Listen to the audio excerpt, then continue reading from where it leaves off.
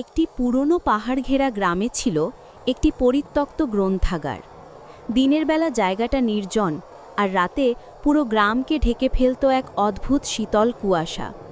গ্রামের মানুষ বলতো ওই গ্রন্থাগারে রাতে গেলে বইগুলো নিজেরাই খুলে পড়ে আর দেয়ালে ঝুলানো ছবিগুলো নড়ে ওঠে। তিন বন্ধু রাহাত, সায়েম আর তৃষা সিদ্ধান্ত নিল সত্যিটা খুঁজে বের করবে।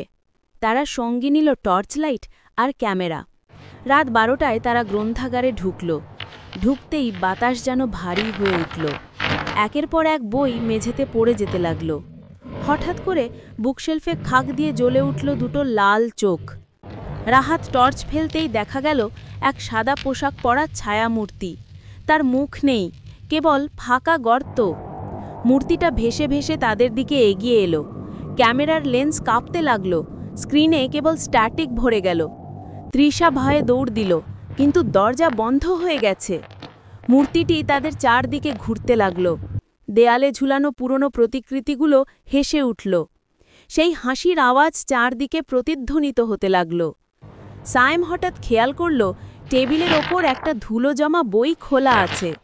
সেখানে লেখা, যে এই গ্রন্থাগারের রহস্য জানতে চায় তাকে চিরকাল এখানে আটকে থাকতে হবে।